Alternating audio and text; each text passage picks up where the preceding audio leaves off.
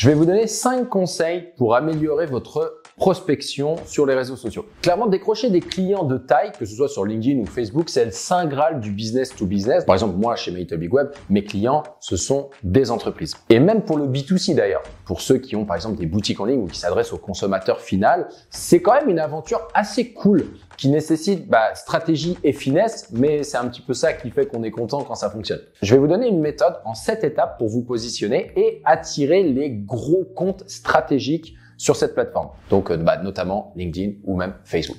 1. L'exploration via la barre de recherche. La barre de recherche, c'est clairement votre allié pour prospecter intelligemment et finalement sans coût supplémentaire. L'onglet réseau, enrichi de filtres précis, vous permet d'accéder à un réseau plutôt étendu et ciblé, idéal pour votre prospection. 2. La force de la recommandation. La recommandation, c'est un levier incontestable de conversion. Encouragez vos clients satisfaits à partager leur expérience dès la conclusion d'un service ou d'un achat pour maximiser cet effet wow. Ces témoignages, ils peuvent ensuite être valorisés sur votre profil ou votre page entreprise. Ça renforce ensuite clairement votre crédibilité. Troisièmement, les publicités ciblées.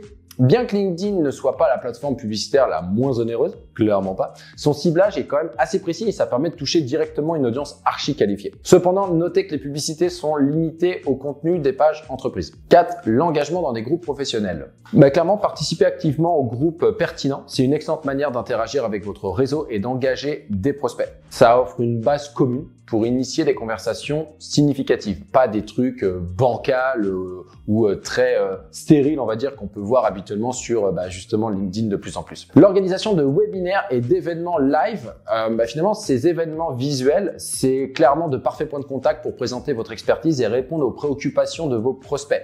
Ils favorisent les interactions directes et peuvent servir de tremplin pour des discussions plus personnalisées. Ça permet de créer cette proximité justement avec les gens qui peuvent vous poser des questions spontanées et voir votre réaction spontanée. Et ça montre que vous maîtrisez votre sujet. La personnalisation des messages privés. Dans vos échanges sur LinkedIn, privilégiez une approche personnalisée pour vous démarquer. Une attention particulière dès les premières lignes et une concision, c'est clairement la clé pour capter l'intérêt de votre destinataire. Moi, je dis toujours, quand j'envoie un message privé, j'explique toujours, je suis pas en train de démarcher toute la terre, je suis pas en train de spammer tout le monde, c'est vraiment à toi que j'ai envie de parler. La construction de votre marque personnelle. Une présence active et régulière sur LinkedIn, c'est essentiel pour bâtir votre réputation et asseoir votre expertise. Vous partagez des contenus pertinents, vous interagissez avec votre communauté, ça nourrit votre marque personnelle, ça transforme finalement votre prospection passive en une machine plutôt bien huilée. Donc, suivre ces étapes, ça vous permettra de naviguer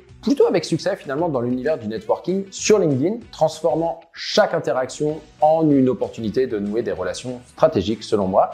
Donc à vous de jouer pour mettre en place ces conseils en pratique et voir votre réseau professionnel grossir. Merci d'avoir regardé la vidéo en entier et merci à ceux qui s'abonnent, qui partagent, qui like, ça fait toujours hyper plaisir de voir l'audience s'agrandir.